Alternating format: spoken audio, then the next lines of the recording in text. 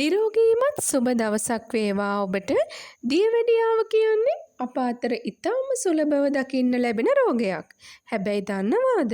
රුධිර සීනි මට්ටම දිගින් දිගටම පාලනයකින් තොරව තිබුණොත් ඒකෙන් වැඩිපුරම හානි වෙන්නේ අපේ ඇස් දෙකට කියලා. ඉතින් වෛද්‍ය විද්‍යාවේදී දියවැඩියාව රෝග තත්ත්වය නිසා ඇස් දෙකට සිදුවන මෙම හානිවීම හඳුන්වන නම තමයි ඩයබටික් රෙටිනොපති කියලා කියන්නේ. මෙම තත්ත්වය නිසා ඔබගේ දැස අන්ධ වෙන්න වුණත් පුළුවන් කිව්වොත් ඔබට විශ්වාස කරන්න පුළුවන්ද? නමුත් ඇත්තම තත්ත්වය මෙයයි.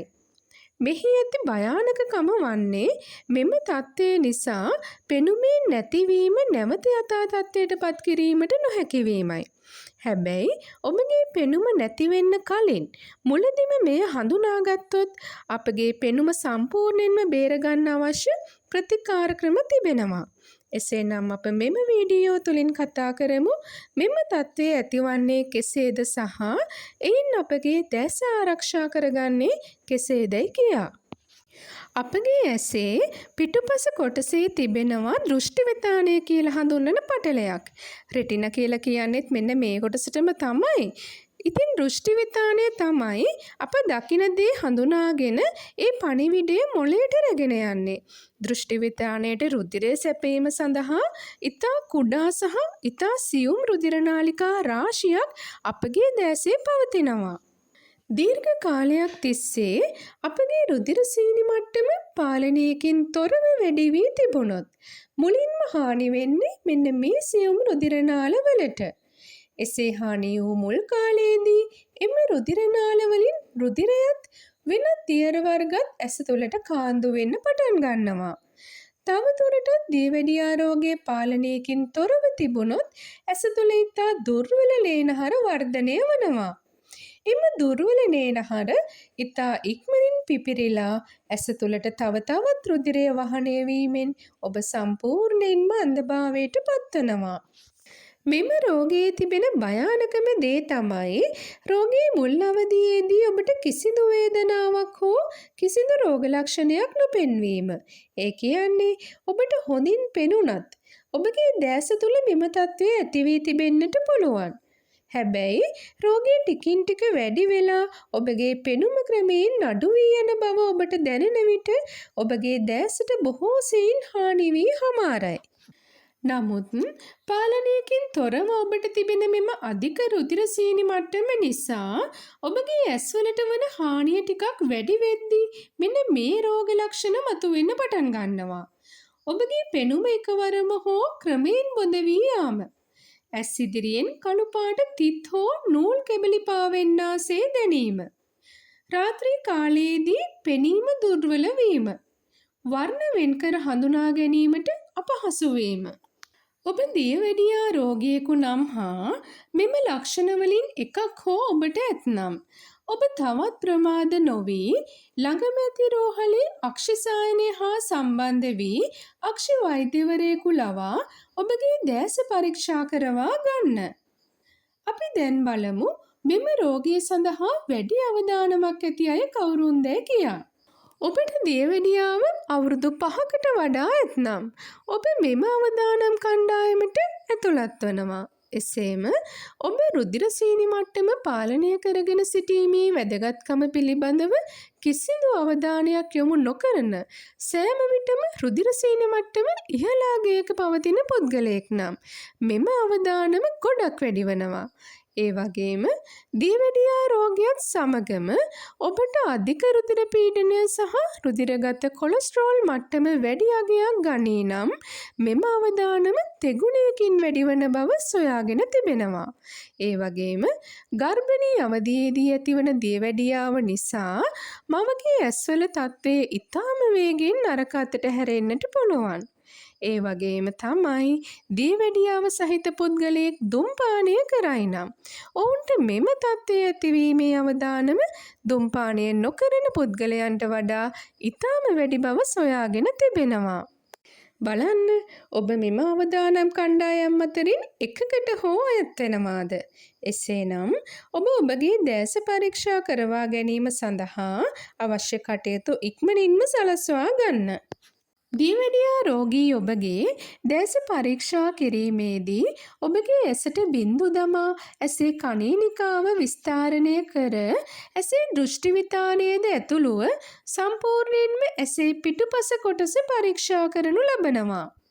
මෙසේ ඇසේ කණේනිකාව විස්තාරණය වීම සඳහා ඔබගේ ඇසට දමන බින්දු නිසා ඔබට පැය කීපයක් යනතුරු බොඳ වී පෙනෙනවා.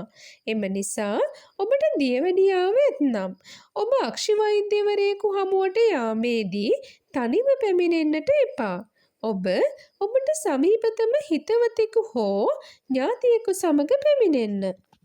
ඔබගේ ඇස්වලට ඩයබටික් රෙටිනොපති නම් වූ තත්ත්වය වැළඳී ඇති බවට ඔබගේ අක්ෂි වෛද්‍යවරයා විසින් තහවුරු කළහොත් ඔබගේ ඇස්වලට ලබා දෙන ප්‍රතිකාර ප්‍රධාන ක්‍රම 3ක් පවතිනවා. ඉන් පළමු ප්‍රතිකාරය වන්නේ ලෙස ප්‍රතිකාරයයි. දෙවන ප්‍රතිකාර ක්‍රමය ඇස තුළට ඖෂධ එන්නත් කිරීමයි. තුන්වන ප්‍රතිකාර ක්‍රමය වන්නේ ශල්‍ය ප්‍රතිකාරයි. ලේස ප්‍රතිකාරයේදී සිදු කරනු ලබන්නේ හානි වූ ලේනහර ලේස කිරණ මගින් සීල් කර තවදුරටත් ඇස තුළට රුධිරය ගැලීම පාලනය කිරීමයි. ඇස තුළට එන්නත් කරන ඖෂධ මගින් දුර්වල වූ ලේනහර අලුතින් ඇස තුළ වර්ධනය වීම නැවැත්වීමත් ඇස තුළට දැනටමත් කාන්දු වී ඇති රුධිරයත් වෙනත් දියර වර්ගත් නිසා ඇස තුළ ඇති ඉදිමීම අඩු කිරීමත් සිදු කරනු ලබනවා. ඔබගේ ඇසට සැත්කම් කිරීමට තීරණය කරනු ලබන්නේ ඇස තුළට බොහෝ සෙයින් රුධිරය වහනය වී ඇති විටයි. එවිට සැත්කම් මගින් ඒවා ඉවත් කරනු ලබනවා. ඩයබටික් රෙටිනොපති රෝග තත්ත්වයට කෙතරම් දියුණු ප්‍රතිකාර ක්‍රම තිබුණත් හොඳම ප්‍රතිකාරය තිබෙන්නේ ඔබේ අතේ කියලා ඔබ දන්නවාද? ඒ තමයි මෙම රෝග තත්ත්වයේ ඇතිවීම වළක්වා ගැනීම සඳහා ඔබට ඇති හැකියාව. එසේනම් අපි දැන් බලමු ඒ සඳහා ඔබ විසින් සිදු කළ යුත්තේ මොනවාදයි කියා. අප දන්නා බොහෝ රෝග තත්ත්වයන්ට වගේම මෙම රෝගයටත් මුල් අවදියේ හඳුනාගෙන ප්‍රතිකාර සඳහා යොමු වීමෙන් ඉතා සාර්ථක ප්‍රතිඵල ළඟා කර ගැනීමට හැකියි. ඔබ දියවැඩියා රෝගියෙකු වුවත් නැතත් ඔබ තත්පර කීපයකට ඔබගේ දිවට දැනෙන తాවකාලික රසයක් වෙනුවෙන් ඔබගේ මුළු ජීවිතයම අඳුරු කරගන්නට එපා. ඔබ දියවැඩියා රෝගියෙකු නොවේ නම් පාන් පිටි වලින් සකස් කරන ලද ආහාර, ශනික ආහාර සහ පැණි රස ආහාර පාලනයකින් යුතුව ලබා ගන්න. ඔබ දියවැඩියා රෝගියෙකු නම් එම ආහාර කිසිසේත්ම ලබා ගන්නට එපා. දියවැඩියාව සහිත පුද්ගලයෙකු අවම වශයෙන් වසරකට වරක්වත් අක්ෂි වෛද්‍යවරයෙකු ලබා තමාගේ දැස පරීක්ෂා කරගත යුතු වනවා. ඔබට දියවැඩියාවත් සමගම අධික රුධිර පීඩනය සහ රුධිරගත කොලෙස්ටරෝල් මට්ටම ඉහළ අගයක පවතී නම් ඔබ දියවැඩියාව සේම එම රෝග තත්ත්ව පාලනය කෙරෙහිද දැඩිව අවධානය යොමු කරන්න. එසේම ඔබ දැනටමත් අක්ෂි වෛද්‍යවරයෙකු ලවා ඔබගේ දැස පරීක්ෂා කරගෙන නොමැතිනම් ඔබ හැකි ඉක්මනින් ළඟම ඇති රෝහලේ අක්ෂි සායනය හා සම්බන්ධ වන්න. ඔබ දියවැඩියා රෝග තත්ත්වයේ පාලනයට ඖෂධ ලබා ගන්නා සේම ආහාර පාලනය කෙරෙහිද දැඩිව අවධානය යොමු කරන්න. ඔබට ගර්භණී අවධියේදී වැළඳෙන දියවැඩියා රෝගය ඇතනම් එය තහවුරු වූ සැනින්ම ළඟම ඇති රෝහලේ අක්ෂි සායනය හා සම්බන්ධ වීමට පැමිණෙන්න. යහපත් සෞඛ්‍ය මට්ටමක් පවත්වා ගැනීම සඳහා කිසිසේත්ම නොගැලපෙන දුම්බීම දියවැඩියා රෝගී ඔබට කොහෙත්ම සුදුසු වන්නේ නැහැ.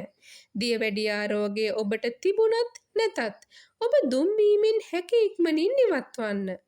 ඔබගේ ජීවිත කාලය පුරාවටම ඔබගේ දැසේ පෙනුම ආරක්ෂා කර ගැනීම සඳහා අපත් සමග එකතු වන්න. නැවතත් මෙවැනිම වූ වැදගත් වටිනා සෞඛ්‍ය අධ්‍යාත්මික වීඩියෝවක් රැගෙන එනතුරු නිරෝගීව සතුටින් සිටින්න.